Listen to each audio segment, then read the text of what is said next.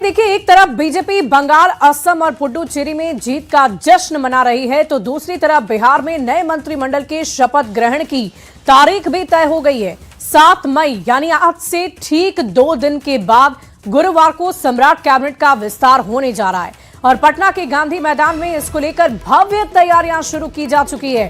15 अप्रैल सम्राट चौधरी बिहार के मुख्यमंत्री बने और उनके साथ 2 डिप्टी सीएम विजय चौधरी और विजेंद्र प्रसाद यादव ने शपथ ली थी। अब 22 दिन के बाद कैबिनेट का विस्तार होने जा रहा है। नए मंत्रिमंडल के शपथ ग्रहण समारोह में पीएम मोदी और केंद्रीय गृह मंत्री अमित शाह भी शामिल होंगे। सम्राट कैबिनेट को लेकर ये माना जा रहा है कि कुछ नए चेहरों को मौका दिया जा सकता है। खबर तो ये भी है कि बीजेपी और जेडीयू दोनों दल से मंत्रियों की संख्या बराबर होगी और दोनों ही दल से 16 मंत्री बनाए जाएंगे, जिसमें जेडीयू कोटे से मौजूदा दोनों डिप्टी सीएम शामिल होंगे।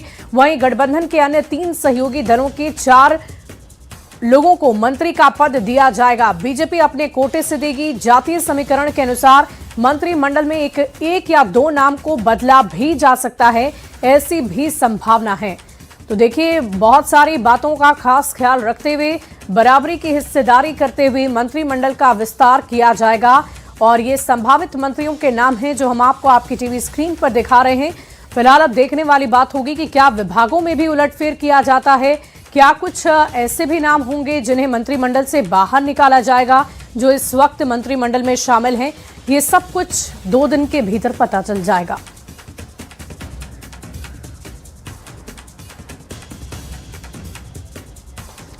तो देखिए, बिहार में पहली बार सरकार की ड्राइविंग सीट पर बीजेपी है और मुख्यमंत्री सम्राट चौधरी हैं और ऐसे में सबसे पहले बीजेपी कोटे से संभावित मंत्रियों की अगर बात करें तो कुछ नाम जो हम आपको बताना चाह रहे हैं वो है, सबसे पहले बिहार के दूसरे डिप्टी सीएम विजय कुमार सिन्हा, मंगल पांडे, रामकृपाल यादव, दिलीप जायसवाल, श्रेयसी सिंह, लखेंद्र पासवान, रमा निषाद, प्रमोद कुमार चंद्रवंशी और इसके अलावा अरुण शंकर प्रसाद, संजय सिंह टाइगर, सुरेंद्र मेहता, नारायण प्रसाद। ये कुछ ऐसे नाम हैं जो बीजेपी के खेमे से सामने आए हैं और इसके अलावा कुछ अन्य नाम जो जेडीयू कोटे से सामने आ रहे हैं उसकी भी हम चर्चा करेंगे। लेकिन इसमें से जो 2 प्रमुख बातें हैं वो आप साफ स्पष्ट समझ लीजिए कि दोनों ही डिप्टी सीएम मंत्रिमंडल की लिस्ट में जरूर शामिल रहेंगे। उसके अलावा मंगल पांडे की बात कर लें, रामकृपाल यादव की बात की जाए, दिलीप जायसवाल की बात कर ली जाए, श्रेयसी सिंह जिन्हें इस बार महत्वपूर्ण जिम्मेवारी दी गई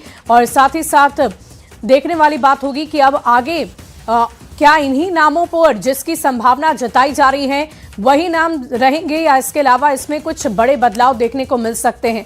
इसके अलावा हम आपको ये भी बता दें कि जेडीयू कोटे से भी कुछ नाम सामने आ रहे हैं, जिसमें महत्वपूर्ण नामों की अगर हम चर्चा करें तो श्रवण कुमार हमारे पहला नाम है जिनकी चर्चा की जा रही है। इसके अलावा हम आपको ये बता दें कि जेडीयू कोटे से कुल मिलाकर 16 मंत्रियों का चयन किया जाएगा, यानी कि दोनों ही खेमे से 16, बीजेपी से 16, जेडीयू से 16, तो दोनों खेमे से 16 नाम सामने हैं और इन नामों पर ही अब मुहर लगेगी या नहीं ये देखने वाली बात होगी। तो जेडीयू कोटे के संभावित मंत्री हैं सुनील कुमार, जमा खां और ये ऐसे नाम हैं जो संभावित हैं। इस पर अभी औपचारिक रूप से मुहर नहीं लगी है। 7 मई का इंतजार करना होगा।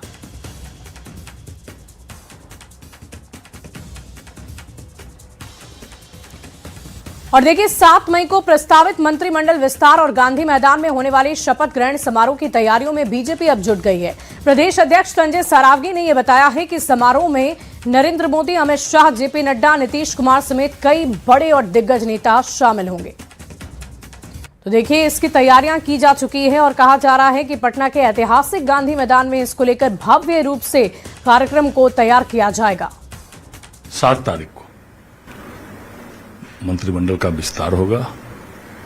इसमें बिहार एनडीए के सभी नेता, केंद्रीय मंत्री, साथ में विश्व के सबसे लोकप्रिय नेता, देश के माननीय प्रधानमंत्री आदरणीय नरेंद्र मोदी जी इस मंत्रिमंडल विस्तार में रहने वाले हैं। साथ ही हमारे राष्ट्रीय अध्यक्ष नितिन नवीन जी रहने वाले हैं।